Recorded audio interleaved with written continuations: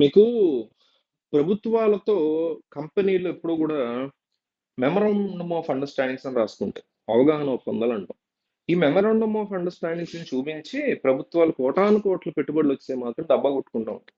ఆ ప్రభుత్వం కేటీఆర్‌ది కావచ్చు, రేవంత్‌ది కావచ్చు, చంద్రబాబుది కావచ్చు, రాజశేఖర రెడ్డిది కావచ్చు, వైఎస్ జగన్మోహన్ రెడ్డిది కావచ్చు, నల్లారి కిరణ్ కుమార్ రెడ్డిది కావచ్చు, ఎవరిదైనా కూడా ఎంఓయూలు చూపించి ప్రజలకి ఇన్ని కోట్లొచ్చేస్తున్నాయని వాళ్ళు ఉంటదిగా పక్కన బాకా కొట్టే మీడియా. ఆ మీడియా కూడా హడావుడి చేస్తూ ఉంటది. దీనికి ఒక్కొక్కళ్ళు పోటీ పడుతూ ఉంటారు అబద్ధాలు చెప్పడం. నిజానికి మెమరాండమ్ ఆఫ్ అండర్‌స్టాండింగ్ అంటే పెడదాం అనుకుంటున్నాము, వచ్చి చెక్ చేస్తాము అని సంతకం పెట్టడం. ఒకవేళ వర్కౌట్ అయితే ఇన్ని కోట్లు పెడతామని చెప్పడం. అందులో 95% జరగవు. 50 70,000 కోట్ల పెట్టుబడులు మెమరాండమ్ ఆఫ్ అండర్‌స్టాండింగ్ జరిగిందనుకోండి. ఒక 10 కంపెనీలు ఒక రాష్ట్ర ప్రభుత్వంతో. అందులో ఫైనల్‌గా జరిగేది పెట్టేది 6,000 కోట్లు ఉంటది. కానీ వీళ్ళు చెప్పుకోవడానికి ఏదైనా కూడా పైకి ఇట్లా ఓవర్‌గా చూపించుకోవడం అలవాటైపోయి ప్రజల్ని ఎంతసేపు ప్రజలకు అబద్ధాలు చెప్పి వాళ్ళని ఒక భ్రమలో పెట్టి మళ్ళీ ఓటేయించుకుని మళ్ళీ అధికారంలోకి వచ్చి ఆ అధికారం చెలాయించి అందరి మీద ఒక జులుం ప్రదర్శించడం, ఇన్ఫ్లుయెన్స్ వాడడం, సలాములు కొట్టించుకోవడం, సెల్యూట్లు కొట్టించుకోవడం దీనికోసమే తప్ప మన జీవితాన్ని బాగు చేసే ఉద్దేశం ఏ దరిద్రుడికి చచ్చింది ఏ ఎదవకి లేదు మన కర్మ కొద్ది. సో అందులో ఆ లిస్ట్ ఆఫ్ ఎదవల్లో అందరూ ఉన్నారు కాబట్టి ఒక్కొక్క మెమరాండం ఆఫ్ అండర్స్టాండింగ్ జరుగుతుంటాయి. అయితే గత ప్రభుత్వంలో Lulu company memorandum of understanding తో పాటు ముందుకు కూడా వచ్చారు. వాళ్ళకి భూమి కూడా కేటాయించారు. అయితే జగన్మోహన్ రెడ్డి ప్రభుత్వం కరెక్ట్ గా రావటానికి 14 నెలల ముందు మెమరాండం ఆఫ్ అండర్స్టాండింగ్ జరిగింది. 18లోనో 17 ఎండ్‌లోనో జరిగింది.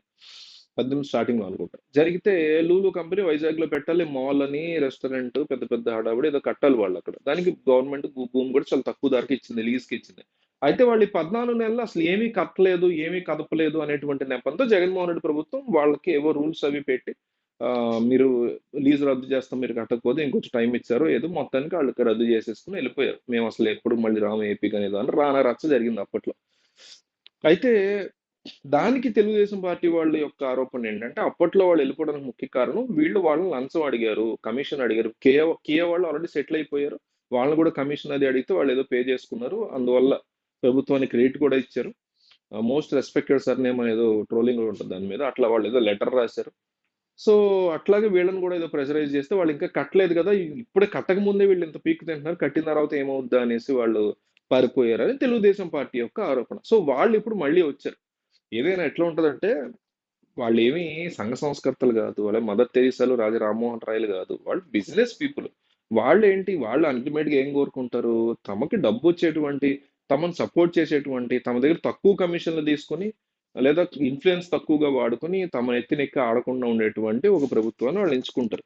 కొన్ని ప్రభుత్వాలు కొన్ని బిజినెస్ మ్యాన్తో క్లోజ్ ఉంటాయి. ఇప్పుడు నరేంద్ర మోడీ ఉన్నారు, అదాని అంబానీ ఆయన ఎత్తినెత్తుకుంటాడు. రేపొద్దున గతంలో సోనియా గాంధీ ఇంకొకళ్ళు ఉన్నప్పుడు టాటా బిర్లాని ఎత్తినెత్తుకున్నారు.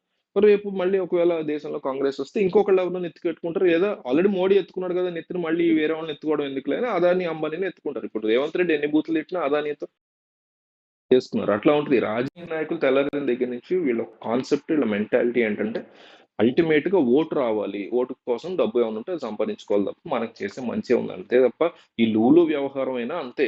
ఒకటే ఎవరో ఫర్గా జగన్మోహన్ రెడ్డికి ఫర్గా పరిమళ నత్వాని ఇలాంటి వాళ్ళు ఉంటే ఆయనకి ఎంపీ సీట్లే ఇచ్చారు ఈయన. అట్లాగే లూలుకు సంబంధించి ఏదో వీళ్ళకి తెలుగుదేశం వాళ్ళకి ఏదో ఉండుంటది అంతే తప్ప ఇదేదో ప్రజలకి ఒరిగిపోయేది ఏదైనా ఉపాధులు ఏమన్నా కొంత రాష్ట్రానికి అద్భుతమైనటువంటి మేలు చేసేటువంటి కంపెనీలను పట్టుకొచ్చేసి ఈయన ఎవరికి లేదు.